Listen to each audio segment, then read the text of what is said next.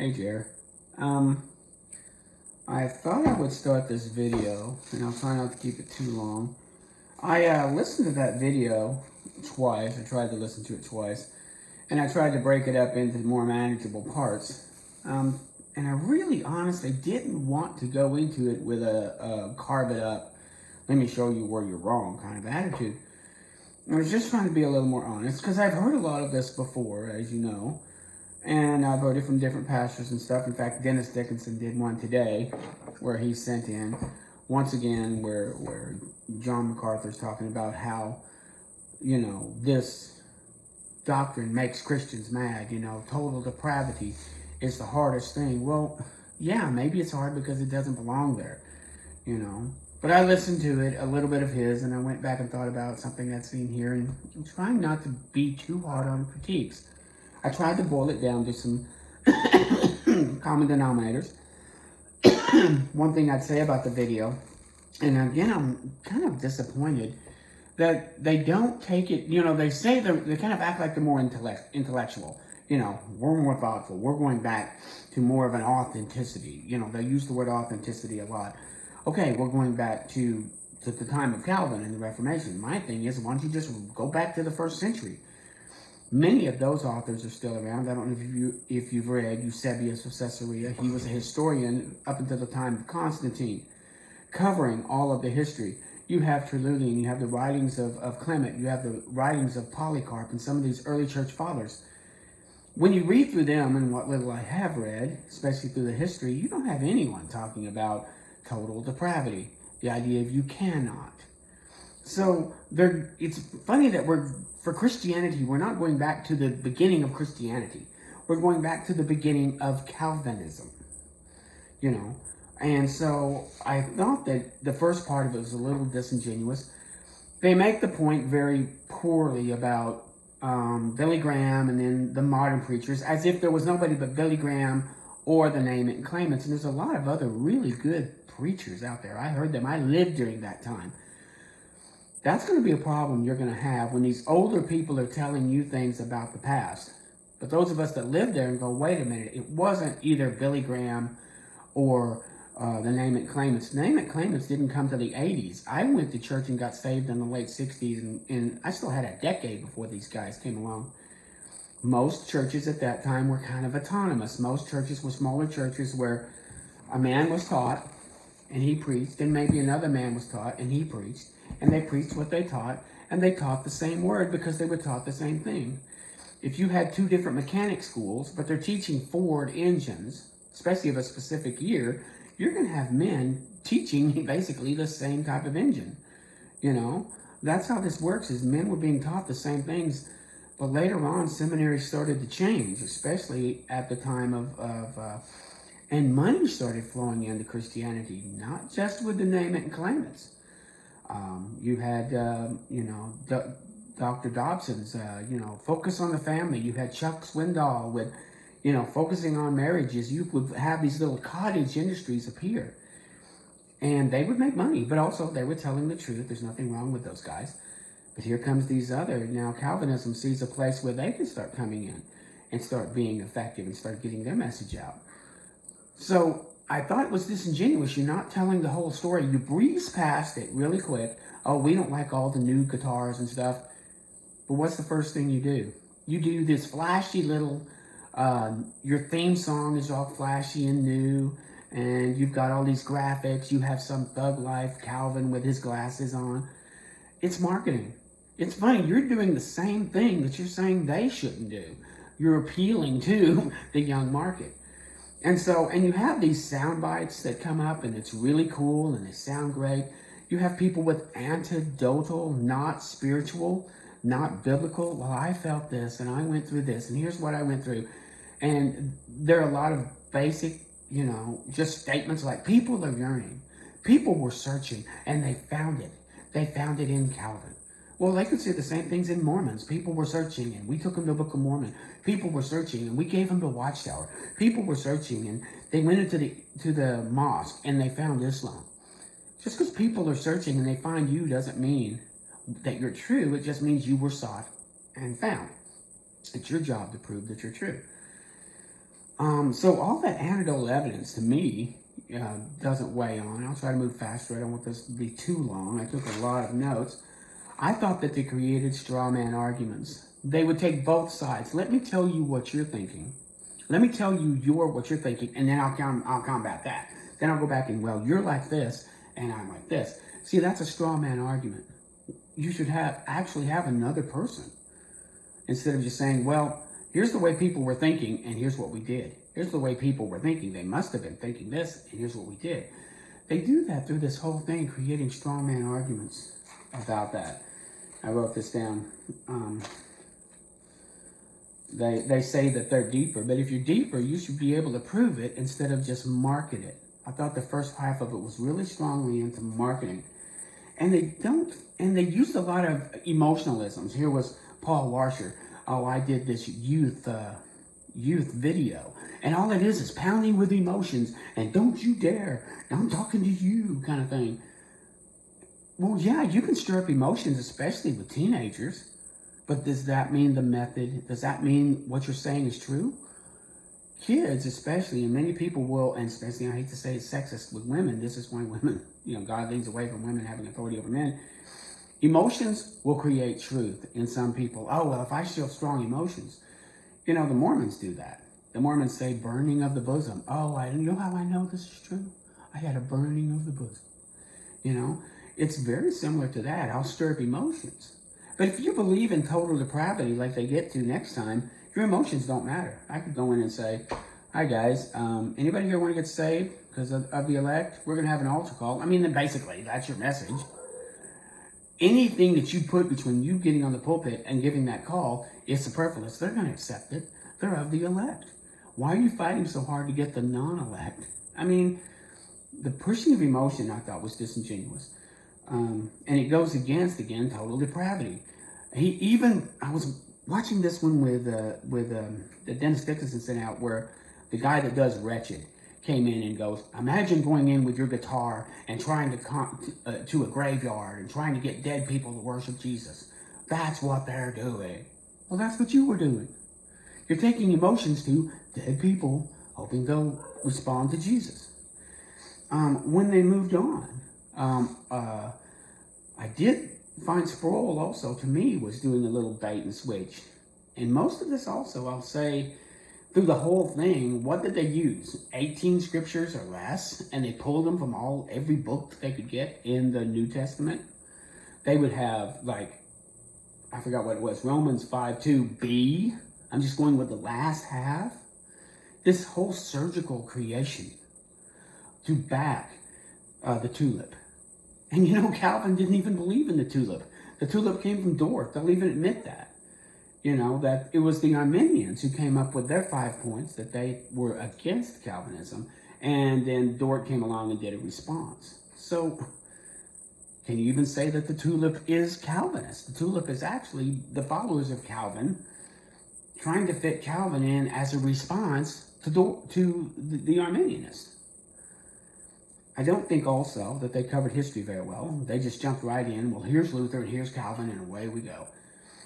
There was a lot more at play in history. You had Tyndale, you had Wycliffe, you had the Coverdale Bible, you had Desiderius Erasmus and George Humongous. You had the Muslims coming into the Byzantine Empire, and the Byzantine Empire moving into the Latin area of Europe, and then all of a sudden Greek manuscripts are going toe-to-toe with Latin manuscripts, and there was a whole bunch going on. Luther was not the first person to do this. He was just the most vocal. Here he was. He had the place and the power to do what he did. But a lot of people followed him. A lot of people would have thinking the same things. You had a Greek and a Latin Bible side by side for over 50 years before he came along, or maybe 40 years. That's a lot of people going, hey, I'm not sure if this Latin thing is working. Hey, let's read this Bible. So we have this going on that I thought they were very didn't give you a lot. Just right into Calvin. They don't talk about any of the negatives with Calvin. They don't talk about the people in Geneva didn't even like Calvin. Many of them didn't. I found some evidences that I was going to read about how Calvin was persecuted even in his own. But it was by the people. He had legislated Christianity. You had to go to church. It was against the law. It was talking about how people were fighting in the church, that the people were sleeping in the church. People were talking in the church. They were eating in the church. One guy went in the church with his dogs because he was going to go hunting right after church. People weren't in church because they wanted Jesus. They went to church because they had to be. Calvin in Geneva had laws against a guy went to jail for having the wrong haircut. And so there were a lot of problems. And we tend to also have Calvin, we think he's such a great theologian. He spoke basic Greek. He spoke Koine Greek. He spoke everyday Greek. He was not a Greek theologian in the sense of really understanding the syntax. Number two, he was not even a translator. He didn't even have very little to do with the Geneva Bible. He was working on a French Bible at the time. And he only made a preface in the Geneva Bible. But what he did was, he was in the annotatives. He was in the notes around the Geneva Bible. That's where he has his mainstay. I had a copy I was going to show you on my phone, but it's in the other room, of the annotated Geneva Bible. Read that sometime. You can't go 3 scriptures without man jumping in to tell you what God meant. And then 4 more scriptures, and here's man jumping in to tell you what God meant. Here's 3 more verses or 2 verses. Here's a man jumping in. Get out. I only want God's words. And God's word's pretty clear. You don't need someone to help you understand it. Because usually the person who helps you to understand it is trying to get you to see it their way. But I'm going to back up out a lot of that. I had a lot of stuff I was going to go through. I got notes and notes and notes. But I didn't want this to be more than 20, 30 minutes. But I thought the first half was not as, I was kind of wanting to be challenged intellectually instead of marketed to like I was a 19-year-old with thug life and then pounced on with emotionalism. Come on, hit me with it. Come on, hit me with that shot. Get me up here in my head. Get me to thinking. Get me to think. Prove it. Don't just state it. That was my problem with the one that I saw from Dennis Dickinson. They're just stating it. MacArthur and Sproul just get to state. They don't have to prove. Oh, well, you're just dead. You're just dead in your scripture. You're just dead. You're just dead. You're just dead. And what they've done is they will take pet scriptures and build them. I made some notes here that I thought were interesting. Once they were in there that it said that he will ransom the many. Ransom the many. Ooh, see, there, he's not going to ransom everybody. He's ransoming the many. Well, did you know that the word many is in the Bible 500 times? Okay. But the word all, A-L-L, is in there 4,000 times. There's more times that the Bible talks about all. Jesus talks about all. It's none. Even God says that it's not his will that that all men should come to him. All the world. For God so loved, all is in there. I think it's in 1 John 2, 1 and 2. My little children, like this is sin.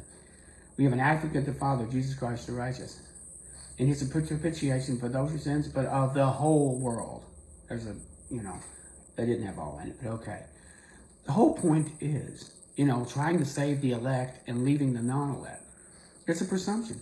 You also have one of them that said cannot. They got that in from Romans. See, you cannot. Cannot. You're dead in sin. You cannot.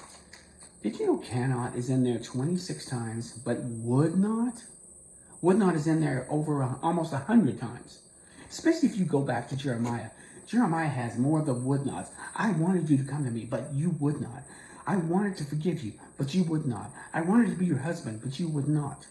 Even Jesus, when he was weeping over Jerusalem, how I long to have you come to me like a hen with her chicks, but you would not. Not you cannot. You would not. In fact, the God of the Calvinist is an actor. He's not real. He's pretending to cry. He knew that he had chosen them to reject him. He knew. But he's pretending. He's playing a role. I thought that's what hypocrite meant. Hypocrite means actor, pretender. Jesus is a pretender. He was pretending. When it says that he loved the rich young ruler but let him go, he didn't say, well, man, I'll save you tomorrow. Or you're of the non-elect and no, you're not getting this. He goes, Philip, how long have I been with you? He expected people to respond. He says, woe to you, Chorazin. Woe to you, Bethsaida. Woe to you. What preaching had done with you had done with Tyre and Sidon, that be around today. Woe to you, Capernaum. Why would he say this if they're of the non-elect? Is he pretending? Is he playing? See, that's why your teachers want you to stay out of the Gospels. Stay out of the Old Testament. Just stay in Romans. Just stay in one chapter in Ephesians and just pound back and forth, pound back and forth. You know, it's interesting that I use an analogy here, and here I am at 17 minutes, and like I said, I don't want this to go forever. I taught you how to buy a car. You don't just go in, and remember we had this happen in Tyler, Texas. We were looking at this car, and the guy wanted to push the radio, how wonderful the radio was. And we're like, let's drive it. And we drove it, and it was a piece of junk. You don't go just because the radio's good. It's just because, listen, you know, feel that cold air. Ooh, that air conditioning is perfect. Ooh, feel those leather seats. You know, radio, air conditioner, leather seats. Radio, air conditioner, leather seats. Can I drive it? Is there oil leaking? Is there antifreeze leaking? Is it making all kinds of noises? Is it shimmering around? Oh, no, we're only going to concentrate on Romans 8, Romans 9, Ephesians 1, Romans 8, Romans 9, Ephesians 1, Romans 8, Romans 9, Ephesians 1, you're dead, you're dead, you're dead. And they pound it into you, but they don't prove it. Jesus didn't act like you were dead. He expected you to respond. And where I saw where Sproul in the video, you know, he responds back to, he mentions where God said to himself, you know, talking about the tree of the knowledge of good and evil, saying if they eat this, they will know good and evil. And he goes, no, they're dead. They're dead.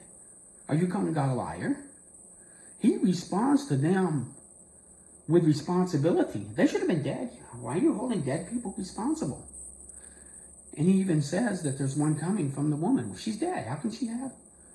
You know, you're dead. And when he talks to Cain, if you do what is right, will you not be accepted? We had righteous Noah. We had righteous Lot. Oh, well, people are dead. You know? And this all presumption of Calvinism in the Old Testament, that's why they stay out of there, especially out of Jeremiah. He holds them accountable almost cradle to grave. He holds Israel accountable. He even goes into Zedekiah and says, you know, I can stop this. All you got to do is come back to me. And Zedekiah's like, no, I don't want to. He's like, here we go. See, this is the problem with this. If these guys have their pet little scriptures, you need to figure it out for yourself. You need to do the history. There's so much history that they just breezed right over. You know, let me see if there's anything that I wanted to mention that was really important here.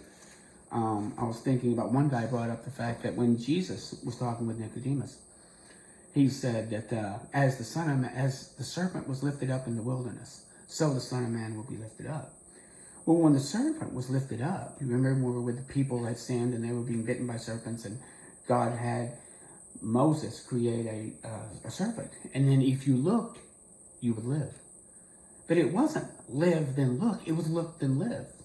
People were probably turning away. I don't want to look. He didn't go over there and force them. Okay, let me take a dead man. Okay, now look. I'm holding your head. Open your eyes. Now you're looking. No. It's live. It's look and live. You want live? He talks about quickening our spirit. He talks about, yes, we are dead in sins. I'll admit that. But it's not total depravity. See, this is where I draw an interesting thing here. I kind of found where where was that? I found something that after all of this, watching it twice and taking copious notes, I found something that I could kind of lean on. Your teachers will get four things right. Then there's a presumption that a fifth thing is also right. And if they have problems down here, they jump up here to validate these. Then they'll jump down here and say, this is right too. That's what I call front loading. I even heard that from Ratchet and from John MacArthur. And Sproul does it too. We know that the Bible is right. We know Jesus was born of a virgin.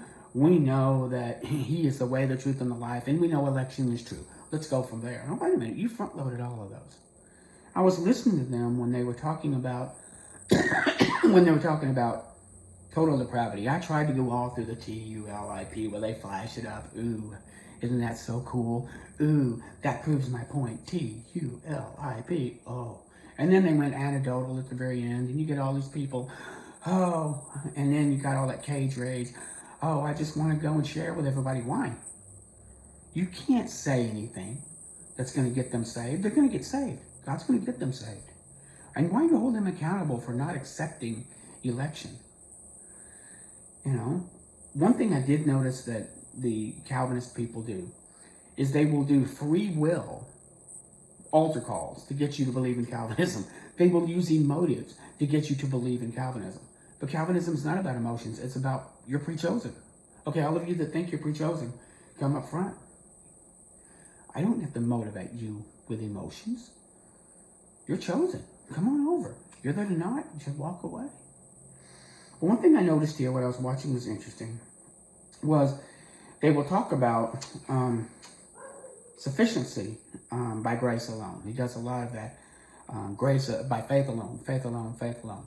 Okay, I was noticing something here. In the time of where he's talking about total depravity, and I believe that total depravity is like the foundation of the tulip. It's like a house of cards. If total depravity is true, then that means you have to have unlimited atonement. You know, your atonement is not, what am I saying? Unconditional election. If total depravity is true, you have to have unconditional election because people are dead. They have to have, you know, your election can't be conditional because they're dead. So one leans on the other. L, limited atonement. Well, you're going to have limited atonement and unconditional election because people are dead. Irresistible grace. You're going to have irresistible grace because people need limited atonement because of unconditional election, because of the foundation of total depravity, and of course perseverance of the saints. You're going to have to work hard as God because they're in irresistible grace and because there's unlimited atonement. Limited atonement. I keep getting those back up. Irresistible grace. It's all on a foundation of total depravity. If total depravity falls apart, the whole thing falls. So the simple thing is, for those of us that cannot believe, I mean, people like me ought to be a big problem for you Calvinists, because what do you do with believers who don't believe in election? Did God choose for me to not believe? Of what purpose does my non-belief in Calvinism help the gospel? You know, John MacArthur talks about people that don't like it. Well, why would God create such a division? Why doesn't he just tinkle, tinkle, tink me? I had this whole little thing I was going to do. You never saw the TV show Bewitched, where she's a witch. Mom, of course, wouldn't want you to watch it. But it was in the 60s, and she would move her nose, and magic things would happen. Well, that's exactly how you get saved in election. You get tinkle, tinkle, tink. You're walking around, and all of a sudden, wow, I want to be saved. Oh my gosh, the Bible's true. Oh gosh, I want to go share with everybody.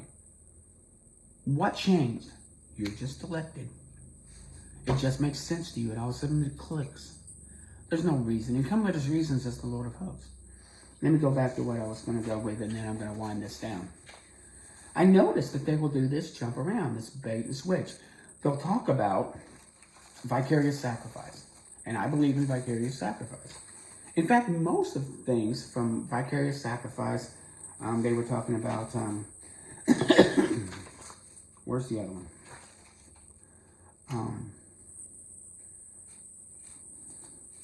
You know, this whole idea of vicarious sacrifice, and then jump down to election. They would validate vicarious sacrifice, you know. I did like the picture where, you know, you're out at sea and they'll say, well, some people say God throws you a life raft and you grab it and you're saved. No, you're a dead man under the sea. No, the first one was right. You see, all of this, all of God and none of me, all of God, none of me is not in the Bible. That's why you don't read the Old Testament. Old Testament is like, here's my hand, grab it. You're drowning, grab my hand. Oh no, I want you to save me. All of God and none of me. All of God and none of me. It's not in the Bible. Come, let's reason. Come, follow me. You know? It's funny, if I'm drowning and you reach down, I don't go, thank you. I grab your hand. I go, thank you for reaching your hand down. Yes, you can choose salvation. Yes, you can choose. But faith becomes action, is where I'm going. You believe in faith without action. Faith alone. Faith alone. I'm just going to get saved. Faith alone. I believe in faith that's active. You know, I believe in an active faith. If someone says, fire, I get up and run. I don't wait for somebody to carry me out of the house. You know, if I believe in the facts that are in front of my face, I move. It's my belief that leads to action. So but it's that belief in Christ that leads to salvation. But you don't like that. All of your handlers will tell you, oh, they're pounding on total depravity. Well, you're going to have to, that's going to be it.